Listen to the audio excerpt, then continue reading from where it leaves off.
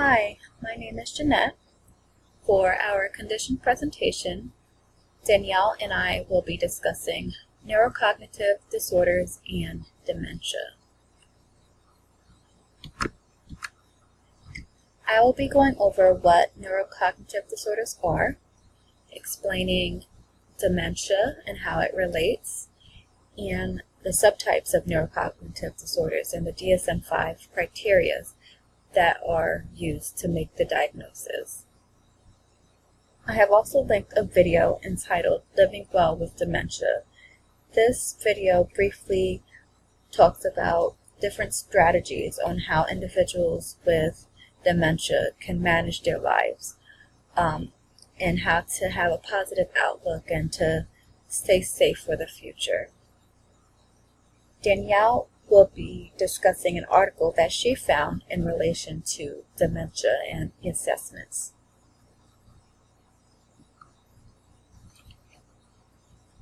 Neurocognitive disorder is an acquired deficit in cognitive functioning, which refers to mental abilities such as thinking, reasoning, problem solving, memory, or attention. It's a gradual decline that is steadily progressive. A deficit in this area was previously referred to as dementia. It attacks the brain cells and it results in this acquired deficit. However, the DSM-5 no longer uses this term. The term neurocognitive disorder is used now to provide a broader definition, as there are various diseases that create dementia. They're listed in the DSM-5 as subtypes. The DSM-5 reads that it states that neurodegenerative diseases like Alzheimer's, frontotemporal, Lewy bodies, the diagnosis is based primarily on the cognitive, behavioral, and functional symptoms, whereas, or like diseases like vascular neurocognitive disorder, it causes insufficient blood flow to the brain and causes dementia, similar to Parkinson's disease, Huntington's disease, traumatic brain injury, or any other subtype listed here.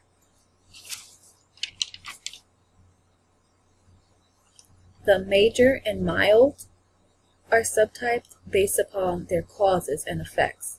Individuals with major subtypes are unable to complete tasks and they need assistance with them, whereas in mild, individuals have difficulty and they just need extra time, or they find some other ways to manage. The DSM-5 criteria is based upon deficits in specific cognitive functioning domains. We have complex attention, executive function, learning and memory, language, perceptual motor, social cognition. Let's take a look at delirium. The DSM-5 diagnostic criteria for delirium is a disturbance in attention and awareness, a disturbance that develops over a short period of time. Additional disturbance in cognition, memory deficit, disorientation, language, visual spatial ability, or perception. And there's evidence from the history, physical examination, or laboratory findings that direct physiological consequences of another medical condition. So that's an example of the DSM criteria that's listed for these disorders. In complex attention, individuals may have sustained, divided, or selective attention in environments with a lot of stimuli. They may have difficulty holding in new information. Tasks may take longer for them to complete than previously. They're easily distracted and things must be simplified for them. Executive functioning deals with planning, decision making, working memory. Individuals may have difficulty responding to feedback or correcting errors. They tend to abandon complex tasks. They abandon them. They rely on others to plan and make decisions for them. Or it can be just too overwhelming for them. Learning and memory loss, it's immediate memory or long-term memory. They have free recall loss, recognition.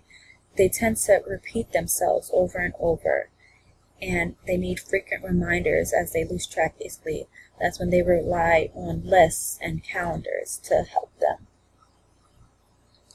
Language focuses on difficulties in receptive and expressive language. The word finding difficulty in conversations. They'll often use phrases like, you know what I mean, or that thing. They use pronouns to recall family members. They have grammatical errors in their speech. They may avoid using specific names when they're talking about a family member. They can't think of the name that quickly, so they'll just say, oh yeah, your brother, for example. With a deficit in perceptual motor, they have difficulty with previously familiar activities or navigating in environments that they were familiar with. They find themselves lost. They use notes and directions. They expend greater effort for spatial tasks. Like they used to be very great at knitting, but now they have to put a lot of effort into completing those tasks. Social cognition. They have changes in their behavior, attitude, or personality. They're unable to recognize social cues, expressions, or emotions. Their behavior is often out of acceptable social range and can be insensitive to social standards. This is very difficult for them and for loved ones. These are acquired deficits that progress, often leading to a completely new person. Danielle provides examples of assessment tools that are used for early detection so that these can be more manageable. There's no cure, but again, they can be managed through therapy. As you work with individuals with neurocognitive disorders, it's important to remember that everyone's experience with dementia is different. It can be very frustrating for most, as they are aware of their decline in their cognitive skills, and they often feel like they're in a complete fog, and things are just passing them by, and they are unable to remember. And sometimes they are aware of this memory loss, and when they're forgetting their words in the middle of their speech. It's very frustrating and difficult for them. But the video, Living Well with Dementia, it provides us with strategies to use so that our clients can have a positive outlook on this new journey, and how they can do things that they enjoy the most and things that they want to do, and not focus on the things that they cannot do anymore. It provides them with coping mechanisms for their memory loss. And Danielle will go through the article that she found that describes the different assessments that are used for early detection. I hope you enjoyed the video, and good luck. Thank you.